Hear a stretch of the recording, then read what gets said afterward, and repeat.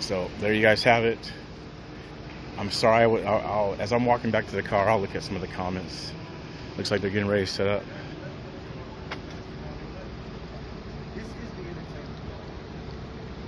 How you guys doing? Good. I'm gonna get y'all a camera. Is that right? Okay. I know you guys are down here every night pumping up the crowd, doing your thing, and giving some speeches and stuff.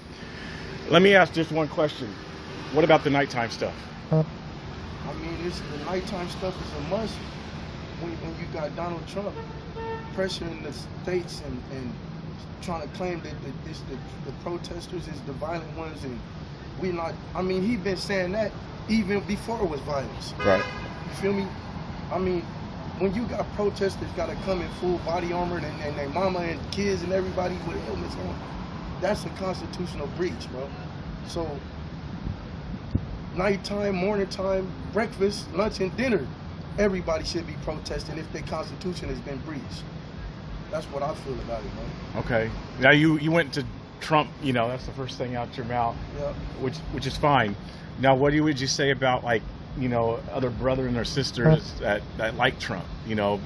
Is there at odds with them? They confused. Them people confused. If they really go do their research and if they go do their research and come out of the confusion, they will see that if they do research, say Saddam Hussein, if they go do research on Saddam Hussein and what happened to him and compare it to Donald Trump, they will see it's an equal dictatorship. Like, right. You feel me? Yeah. Donald Trump is a dictator, man. Period. So what about how back in the days, as far as our culture, Pac and all these cats used to look up to Donald Trump. They like Donald Trump. I mean, there's pictures of Pac and other hip hop stars with Donald Trump. So Donald Trump is first and foremost he was an actor in that limelight like that, right? So maybe they seen him back then as that type of person. Like back then he wasn't known as no political figure, no president. Mm-hmm. And they probably didn't even expect this out of him. You feel me? Right. Then. So that's where if you go back then, I could honestly say that they probably didn't even expect this. Yeah. He had hidden agendas and stuff. You feel me? Can I add something to that? Yeah, what's up? So, I think the black brothers and sisters that's on Trump team, I think it's more of a financial thing. When you're getting tax breaks, you're an entrepreneur, of course you want to ride with the person that's going to get you the biggest bang for your buck as an entrepreneur, as an investor. And more power to them. I wouldn't want my money to be in certain people's hands and they just trying to drain my bank account. So Donald Trump is a money man. Yeah. And everybody that's involved with him is, I think, in my belief, besides the white supremacy part, is dealing with the financial part of it. Yeah, and that's the confusion right there. Exactly. When you go to what's in a person's heart and goes into what's in his spirit, that's another conversation. Yeah. But if we're dealing with me being an investor, entrepreneur, I would love the tax breaks that Trump given. Yeah. Because under all the other ones, Obama, Clinton, Bush, they wasn't breaking bread like that. Yeah, exactly. So for that reason, I'll be like, oh, we cool with Donald. But when we go to his heart, how he really feel about minorities in general, that's another conversation. Yeah, I totally can agree with you. Okay. Now I know a couple of things that he's done for minorities, especially us. Yeah. The whole prison reform thing, That was big. which was under. You guys know who put that in effect to begin with? Kushner. Biden. Oh, Biden put that in first? Yes. I thought his son-in-law pushed that. The Bidens put that in to take us down. Yeah. Oh no, you're talking about the 3 strikes and Yes. Clinton and them. Yeah, I know. Yeah, I know that. So, on top of that, Trump also gave money to black colleges. HBCU. Right. So, I mean, that's 2 things that Trump has done for at least black people. I think Trump done more for the black race than any president that ever lived, including Obama. And that's the tricky part about Trump. Now, that's not what's in his heart. You know what I'm saying? So we looking at a pie and we saying we got this big ginormous pizza, but we're gonna throw the crust and the crumbs to the black folks to get them pacified, and that's enough. That might be enough. Just like he was saying, with Trump, it's an economic thing. Right. So them was like tactics so he could get it, so he could continue his economic. You feel me? But with that though, I think every candidate tries to pander. Yeah. You know, Biden. Who knows who Biden's going to pick for his VP to try to win some of us? We playing with two evils. Both sides of the sword is sharp. So no matter if you grab it from this side, you're gonna cut yourself. If you grab it from this side, it's gonna cut you if you're not part of the privileged society. Okay. So we as Americans, we just in a bad state. Period. And it's no other alternative to this. Trump knew to win the black race, and he knew we poverty. So to win them, let me do a little bit of money type shit for him. You feel me? Even employment, that's for us. That's not the issue though. That's part of it. What I'm talking about is reform, and it seems like nobody that want to reform is in position to reform. So you have to abolish. What I'm talking about is injustices in the judicial system, all the way to the highest Supreme Court. Injustice in not DHS, Department of Homeland Security, but I'm talking about health services. If I owe child support, my credit is at an all-time low. But you know where that goes back? That goes back to the history, which is tied to Democrats, honestly. Okay. Absolutely. Okay. And here's another thing, like if Trump was really on our side, right? People that complete their sentence and then complete probation post-prison, they shouldn't have that F on after that, bro. By us still having that F, that right there shows that all that stuff Trump did for the prison, he left out that big part, that felony that you're gonna have for life. You feel me, bro? Right. After you done completed all your time and post-prison supervision, right, there shouldn't be no felony. And I agree that there's some stuff obviously that goes back some roots of things, such as what you're talking about, speaking about. I know, I've been here all my life. I know that.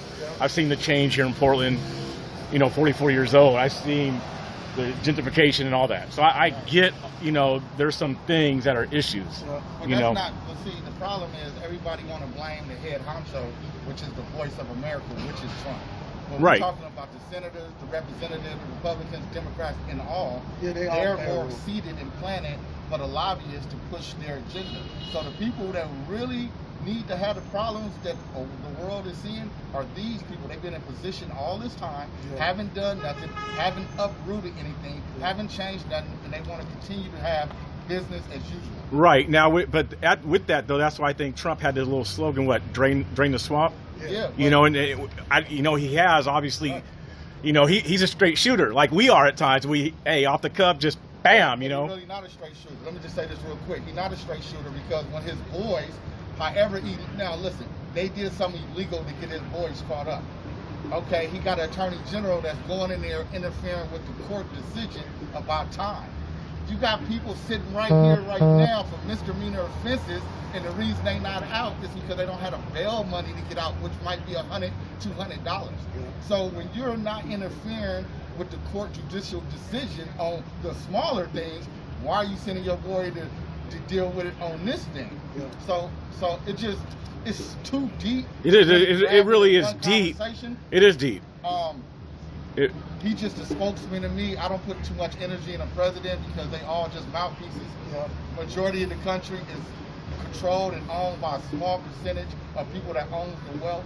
And the people that owns the wealth is the ones pulling the string. And if you ever want to get to the bottom line, follow the money. Right. And I agree. There's higher powers, elites, and all that. What I think a major move would be for the black race is if they put a civil rights committee inside the White House. Put a what? A civil rights committee of different races, right, inside the White House. And see, even the civil rights thing is tricky to me because, see, like myself, I'm a believer in Jesus Christ myself. Absolutely. And I think the civil rights was good in some areas, but bad because it opened the doors for things that probably straight black males don't want to see, if you get what I'm saying. Absolutely. And I think that's some of the tricky stuff, and that goes, I think, leans more toward the liberal and democratic platform. Planned Parenthood's in the black communities, which was Democrat. And so that's, for me, I wonder why do our people always want to go Democrat when it seems like they've done a lot of damage also for us? Because they don't know the history, man. A lot of people, they mainstream information source in mainstream media.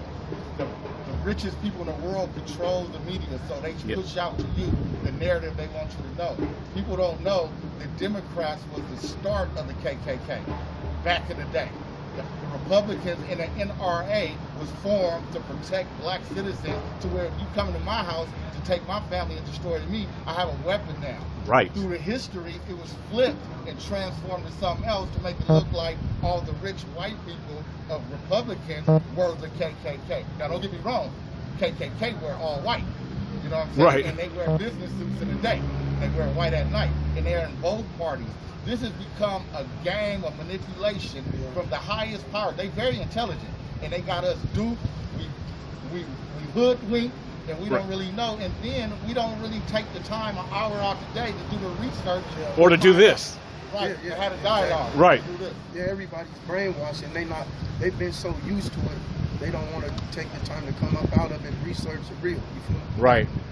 And I'm glad you said what you just said, because that's where I lean more too, is that we have been hoodwinked. We've been bamboozled, all the way, and, I'm just going to be honest. I voted for Trump because I like that he was he wasn't a politician. Right. He didn't belong there. Yeah, he had money. He has the bank is deep. We know that with him. Right. I like how he's trying to come, he's their enemy, put it that way. They don't like him, and I think that's why a lot of people are against him, because, like I said, he wants to drain the swamp and get some things out. What does it look like? I don't know. A lot of people say, there's something big coming, he's going to do something. I don't know. I'm just saying, as far as me, I like that he wasn't a politician, especially during those debates.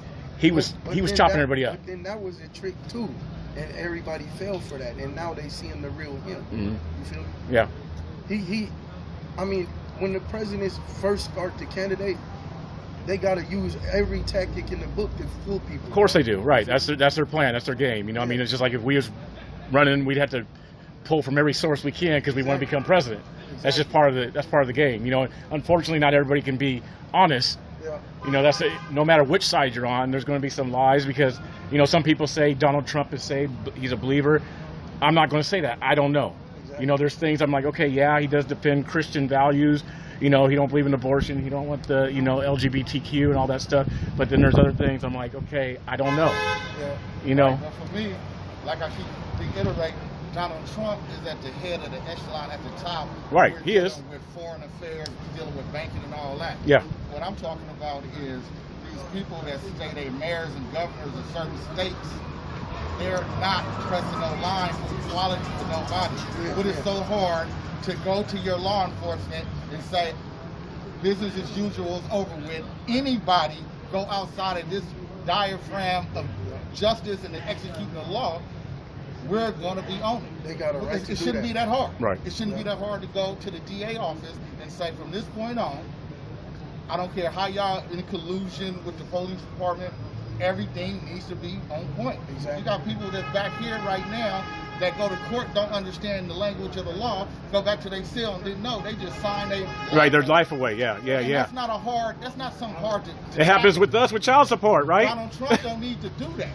The mayors and the governors, the people that's in control of the cities and states, just need to do that. Right. You know what I'm saying? Yeah. So I'm not I agree. looking at Donald Trump. Like I said, to me, he's just a mouthpiece He just for wants America. out of America is controlled by the 1%, 2% of people that owns the wealth. Yeah. And we so fucked up, and we shoot my land, we so messed up right now, everybody got dummy money.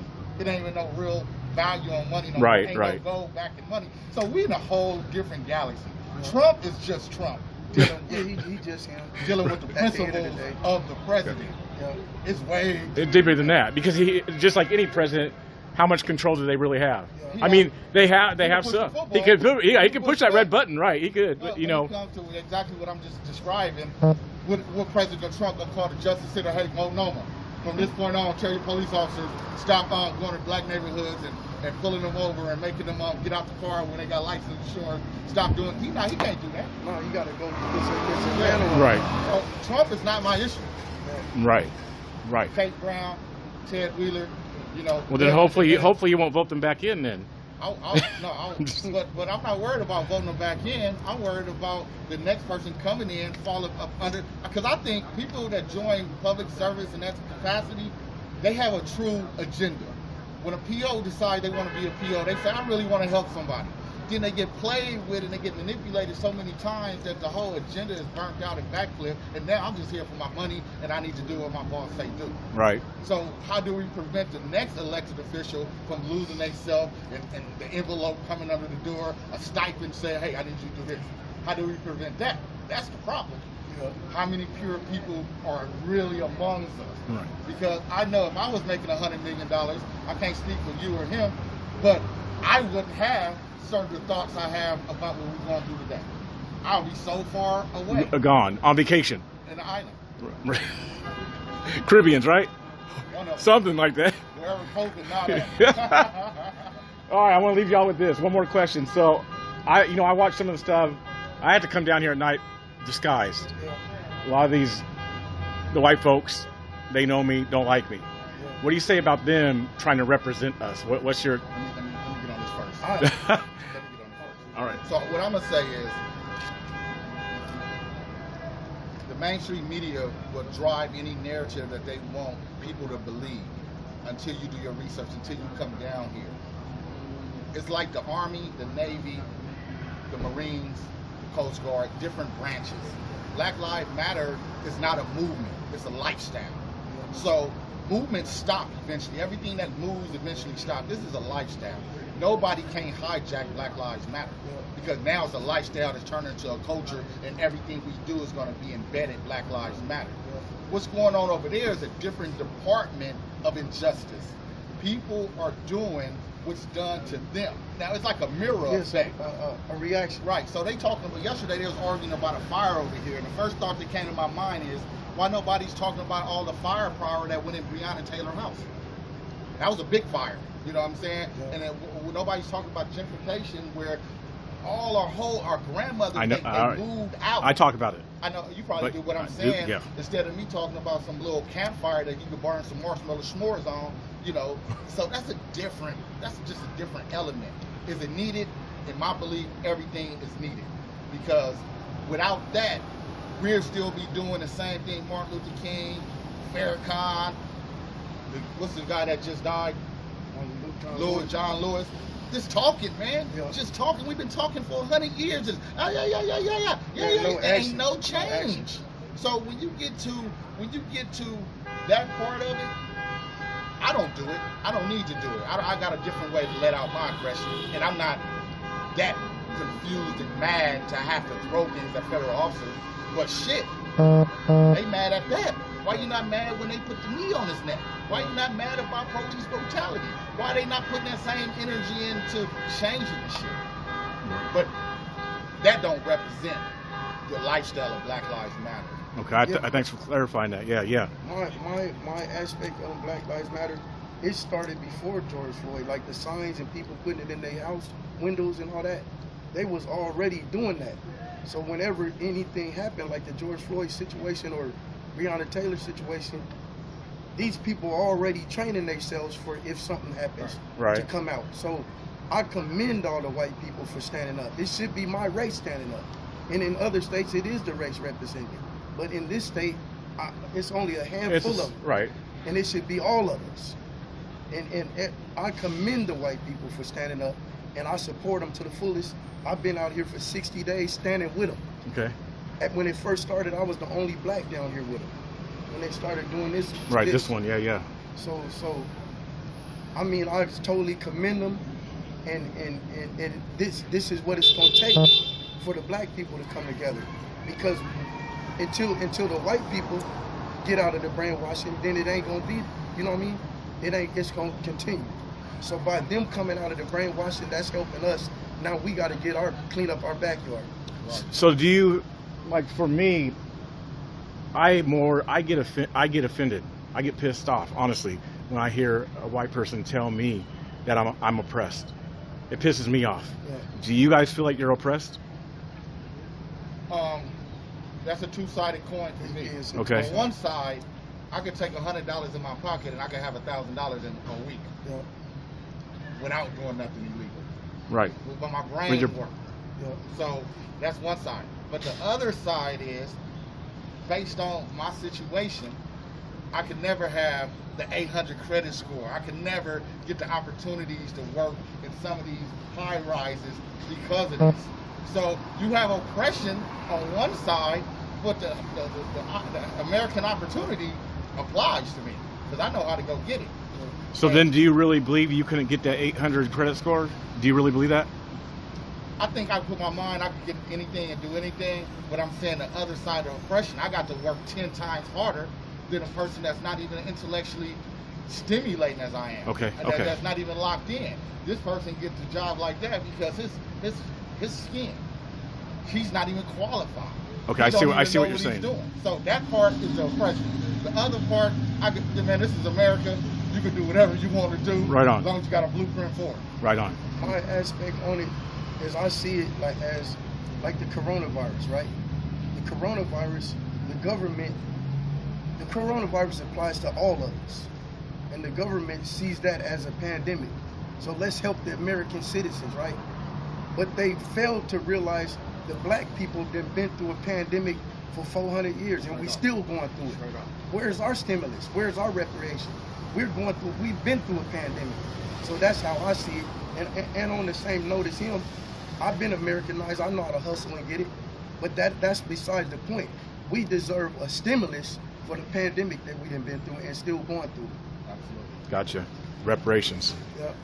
Hey, I appreciate y'all's time, man. For real. Absolutely, bro. That was good. Appreciate the talk. I appreciate your dialogue. No doubt, man. Y'all have good night. Be safe, man. What you going live? Yeah, I was going live. I hope your viewers, they able to see that. You on Gram? You on the Gram? Facebook. Okay, yeah, you put me on, tag me in that, bro. Okay, what's your name? Jason Brody, BRODDIE. Okay. Jason Brody. You can look me up. The Black Conservative Preacher. All right, cool. I'll lock you in a second. Okay. But, I appreciate that, man. Yeah, no doubt. Yeah. All right, And- y'all and stay. one more thing. What's up? Don't let other people's actions dictate your reaction. No, not at all. Everybody Nope. has a right to protest the way they see fit. I stay with Jesus Christ. My thing is, hey, if it's wicked, it's wicked. That's where I'm at, you know. And So the world is living in the spiritual warfare of wickedness. right. So Absolutely. be safe, you guys. All right, bro. All right.